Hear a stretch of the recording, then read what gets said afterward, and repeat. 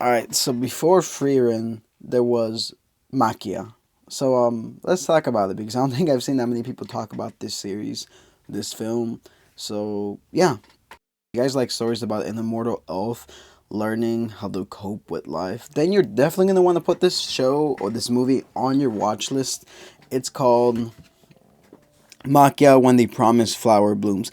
Now this show came out, or I'm sorry, this film came out in 2018. It's only about 2 hours, like slightly under 2 hours, about like an hour, 55 minutes. It pretty much follows the story of this one elf girl, Maquia. She comes from an immortal elf, obviously, because elves in fiction tend to be like those races that like live really, really long. She ends up adopting this boy, this human boy named Ariel, after like an attack. She raises him to be his own, and as time progresses, everyone around her starts to view her very, very differently. As she doesn't really age, she looks pretty young. She stays young for a long time, while Ariel continues to grow up and evolve, get older because he's a human, and humans obviously have to continue and adapt. And he starts to somewhat develop feelings for her, or kind of gets confused because how do you view someone that looks so young as your mother, someone who raised you, and how you know that eventually you can't love this person because they're going to outlive you. They will look young no matter how old you get. You could be 80, look as crippled and as old, and they will still be as youthful as ever.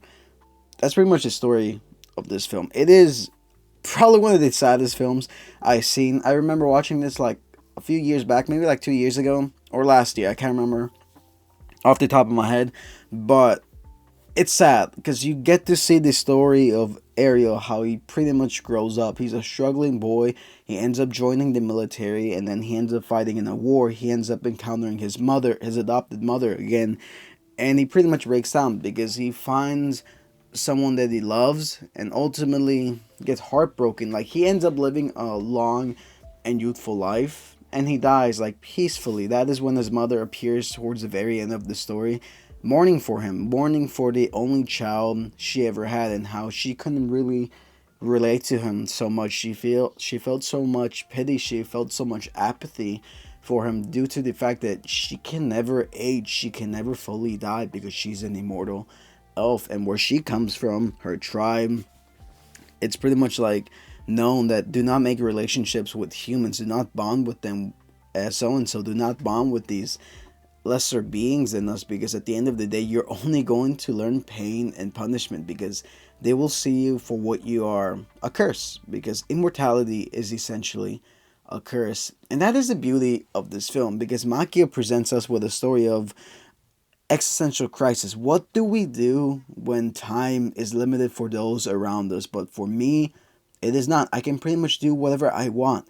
It is sad. And part of this story, there is a subplot where one of the elves is actually kidnapped by the king and is raised by the king to become their own. I don't really want to spoil too much about the story, but it is really, really amazing. This to me is what Frieren would be if it was sadder. I know Frieren has like a lot of like its own elements, how it's very adventurous, how it's very humorous, but this story to me feels like a more realistic approach to immortality as an elf and relationships with humanity. Just think about like if Himmel, I mean, it's pretty much the same thing if you think about it. Like Himmel had to suffer his entire life, not really suffer, but he lived a long and prosperous life with one of his friends, with this girl he really loved. But at the end of the day, she never showed any affection towards him because she didn't really know how. She saw this friendship that is not only to like hundreds of years passed by, and she finally realized, oh shit, he actually loved me, and I couldn't really love him back because I'm an immortal, and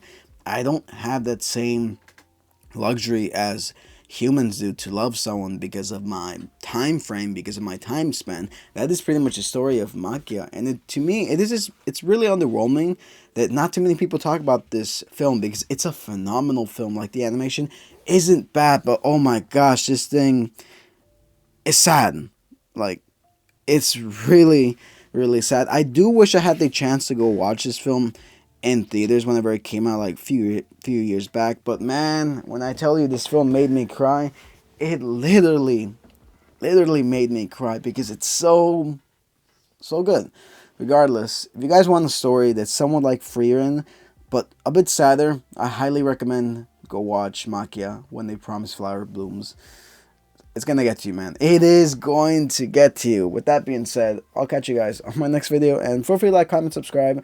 Go check out some of my other videos. My Violet Evergarden video I just did. Go check out my review for Dangers in My Heart film, and I'll catch you guys on my next one. Peace.